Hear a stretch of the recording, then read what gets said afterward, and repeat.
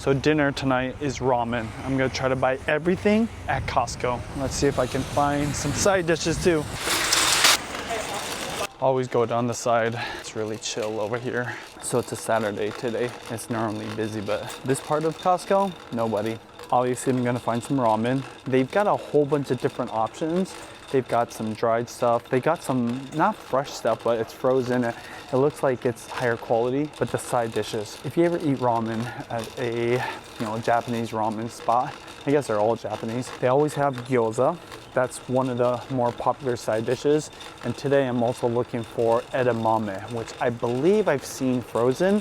I'm gonna look for those two things in addition to the ramen. This is just a quick trip to get ingredients and, obviously ramen for dinner tonight. Look at what I found here. Ajinomoto is a really popular company in Japan. This is their shoyu style ramen. Now, I think it still is like a proper broth, some kind of meat broth, but one thing that's cool about this, it actually has vegetables, which you never find with the instant stuff. Oh, it's already in a styrofoam bowl. I don't really want that though. Okay, that's super instant. That's not really what I'm looking for because I want to cook it proper. I might have to try this out though. 6 bowls for 18 bucks, and it does come with meat in it.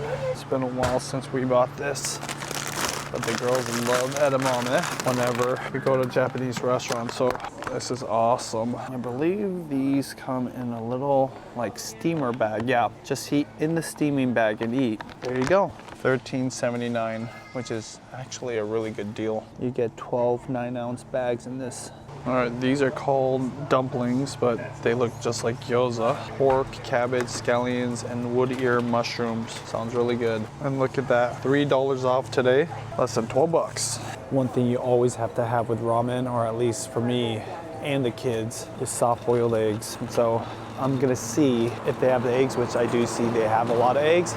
Well, let's see if they have the pasture-raised eggs. It does look like they have hella eggs. They got the Wilcox eggs, omega-3, free range, Kirkland brand. Let's see if they have the pasture-raised ones. Nope, free range. I'm not gonna get eggs today because we do still have eggs from last time.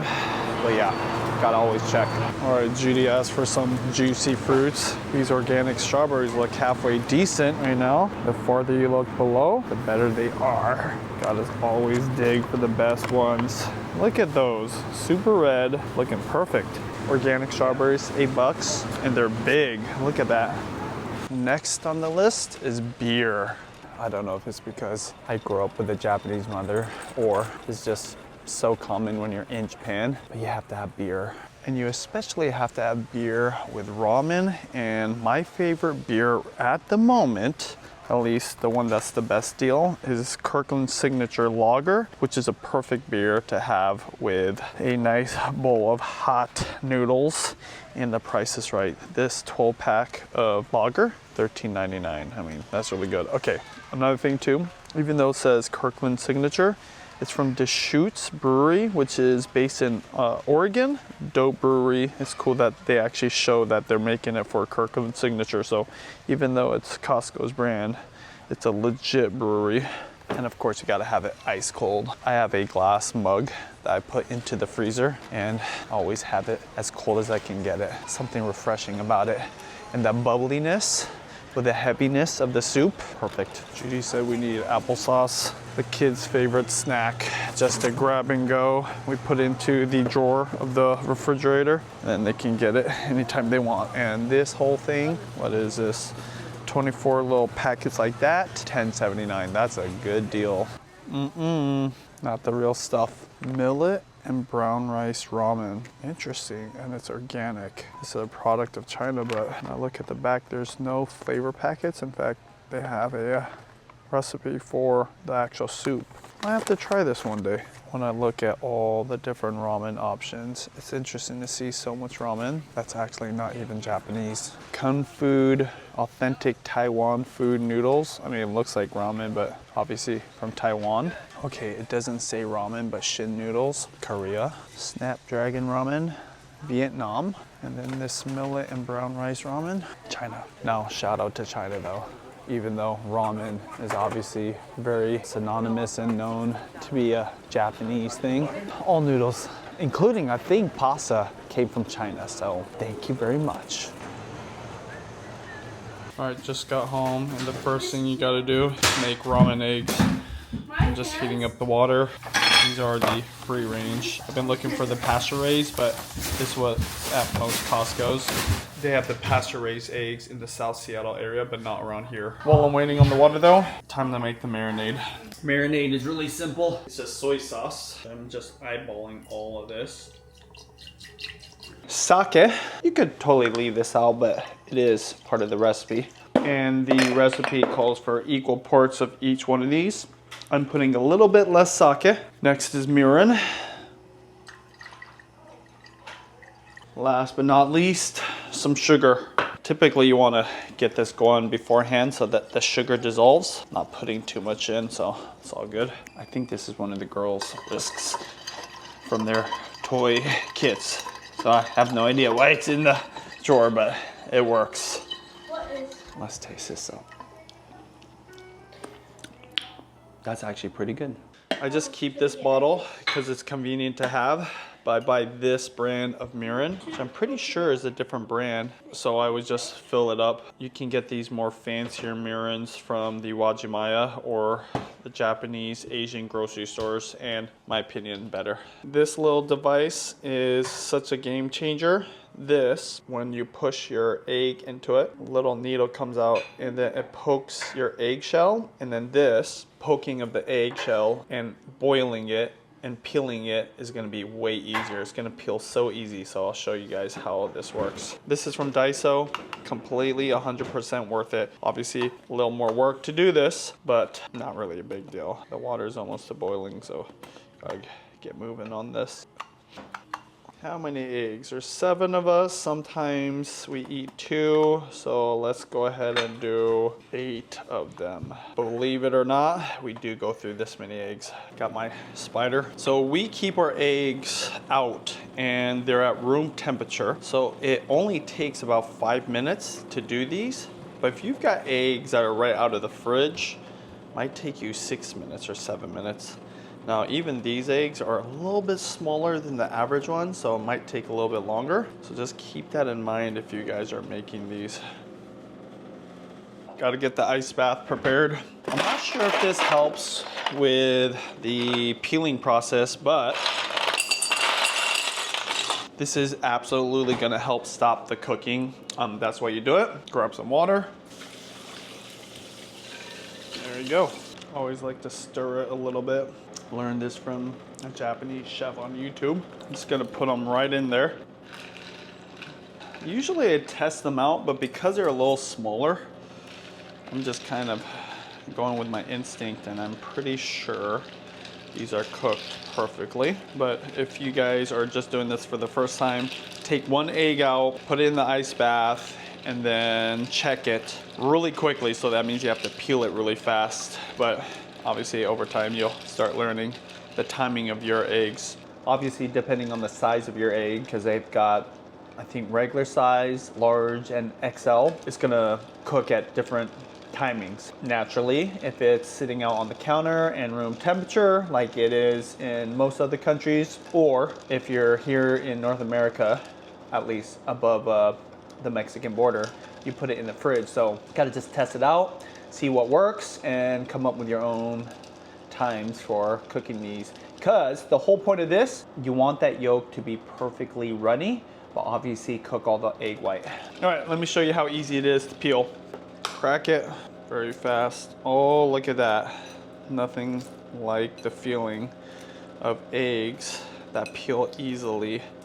And if you've never had that feeling, just get one of those devices. This is awesome. Okay, no, that's not good. You don't want to break off the egg white. I just got a little bit too aggressive there. Oh my gosh. One thing I love about making ramen eggs is even if you have leftovers, look at that, squishy. Just put them in there.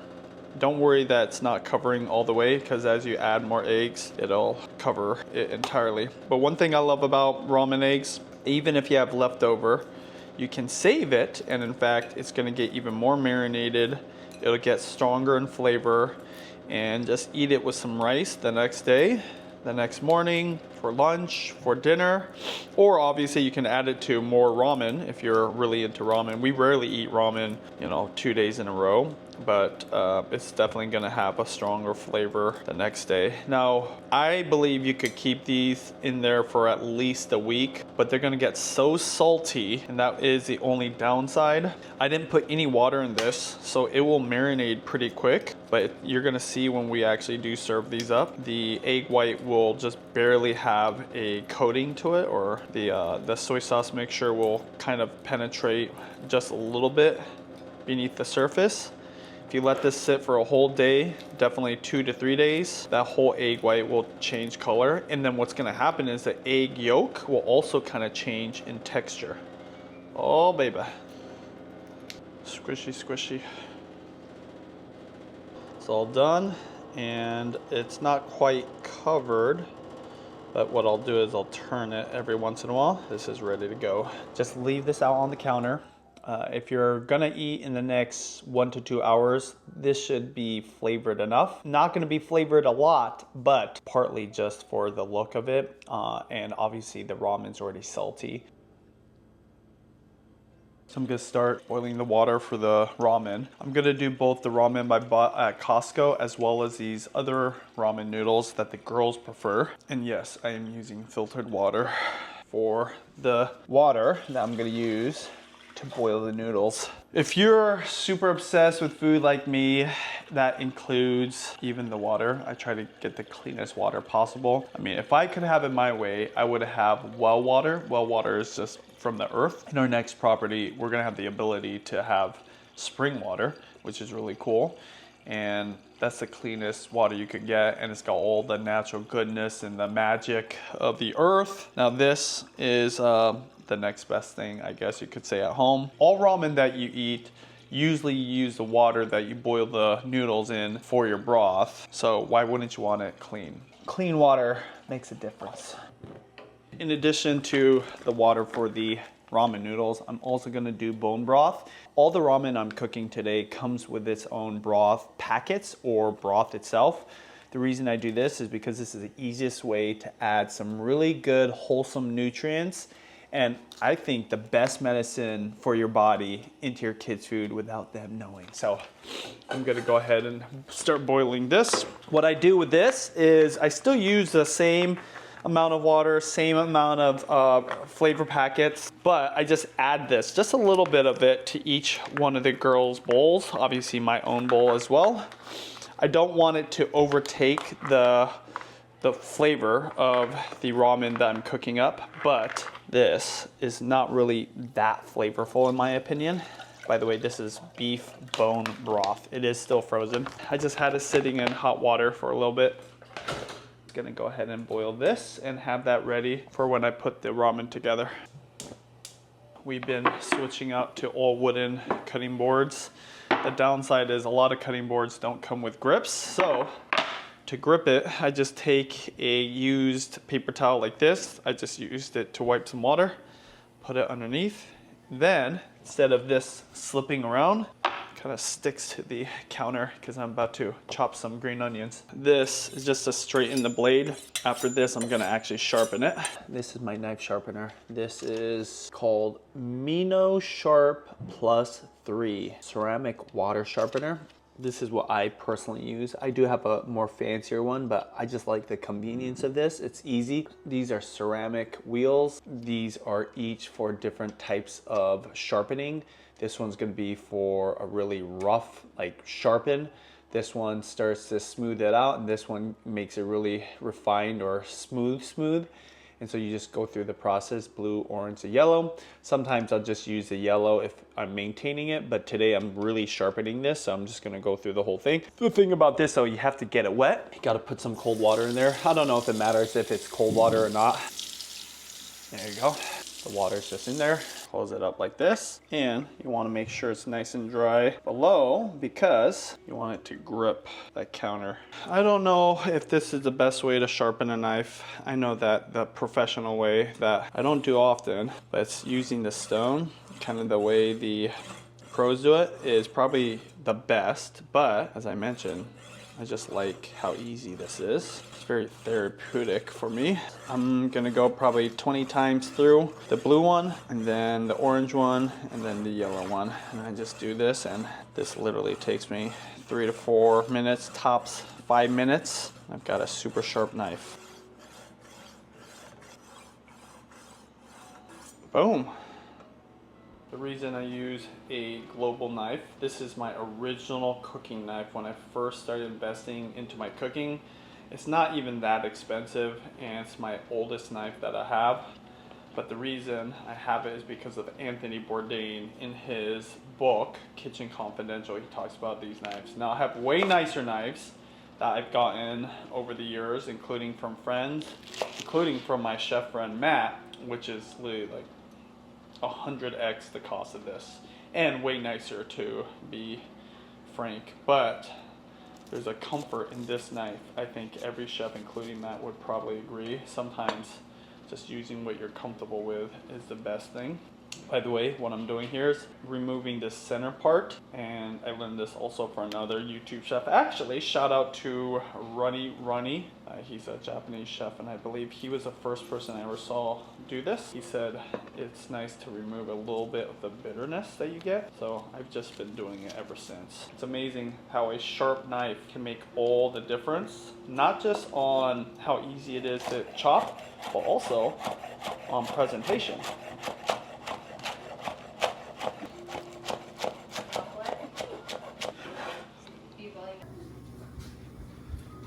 Wanchai Ferry pork and cabbage dumplings. Oh my. These are legit looking gyozas. So I'm gonna cook these up for a side dish for the ramen.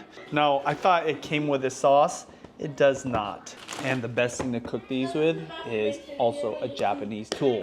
This is called the Zoljirushi flat griddle. You gotta have the cover because you're gonna kind of steam it. I've done this before, and just nothing better. This is non-stick, by the way, so it makes it super easy. I'm gonna plug it in and start getting it ready to cook. You do want it hot, so I'm gonna do it to 350. Let's see what this says. 9 to 11 minutes, wow. Uncover and heat for 3 to 4 minutes. Wow, this takes a while. I'm actually kind of surprised.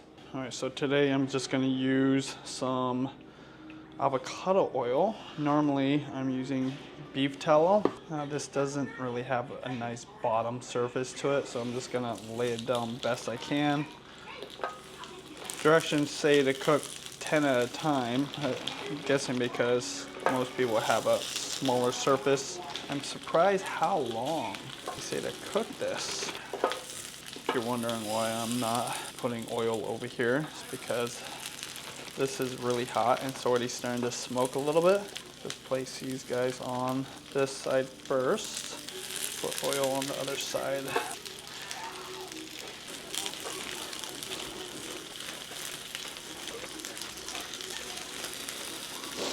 Steam on medium for 9 to 11 minutes. So I've got water in this gooseneck kettle.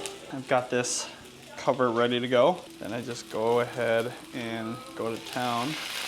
I am just kind of eyeballing this. Oh, it's splattering a little bit. Just gonna steam it all. Leave it covered. That sound right there is the sound of the water starting to dry up. It's like this craggly sound. That's the way I would describe it. You can hear the sizzling of the bottom of the gyozas right now. And so you gotta listen to that. Now, obviously, if you follow the directions, then you'll know for sure that you put enough water in there, but still you wanna listen. Now, I eyeballed it because I've done this before. It's been about 8 minutes. It says to cook for 9 to 11. I'm very close to flipping this cover off and just looking at it to make sure it doesn't burn. I'm gonna lower the heat a little bit. Woo-hoo-hoo! Whoa, gotta be careful. All that moisture from the lid. So what I'm gonna do now is just look at the bottom. Now these can have hot spots. I see that's not quite where I want it, but the thing is, let's check a couple more. That one's definitely really close. Let's check over here. See, closer to this part, the more hot the pan can be. Oh yeah, see, these are not quite done yet. Oh yeah, these aren't done. Some of these burnt a little bit, but for the most part, I will just kind of leave it. Now, one thing I am gonna do, I'm gonna just pay attention to this, leave it while I prepare the edamame. It's been a while since I had this edamame. I personally have never bought it, but I think I remember Judy getting it years ago. These little bags come in it.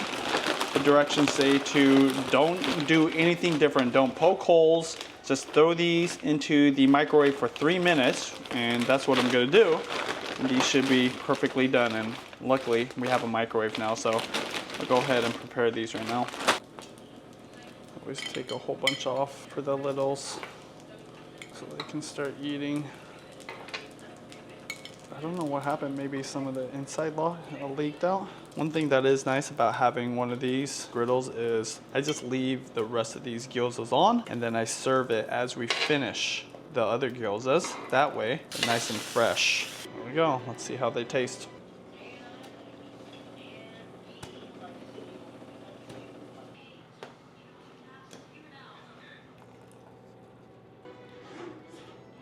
Put ice water in the littles bowls like this, so it's nice and cold. Make the broth. And then divvy up the noodles, the girls. Try not to put too much in there, just because sometimes the girls don't end up eating a lot, and because we have all the gyoza. Thing with ramen is you gotta move quick, because noodles, they expand. Then I'm gonna add the beef bone broth. Just a little bit to each one. Each one of the girls drink all their broth, so this way I make sure they get a little bit of that goodness in there. I put the broth that comes with the ramen packets.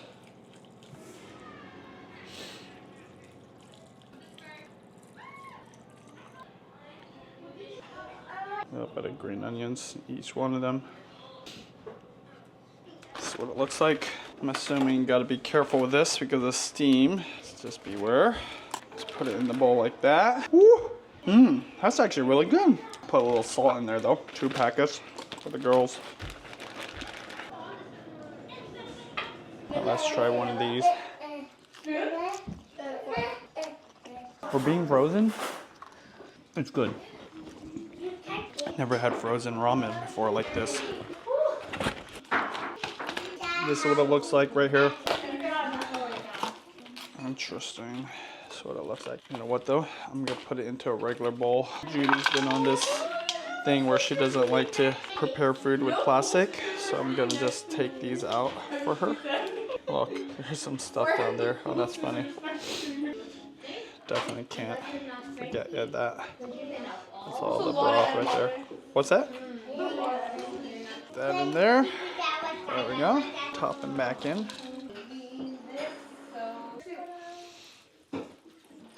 4 minutes in the microwave. There you go. Yeah?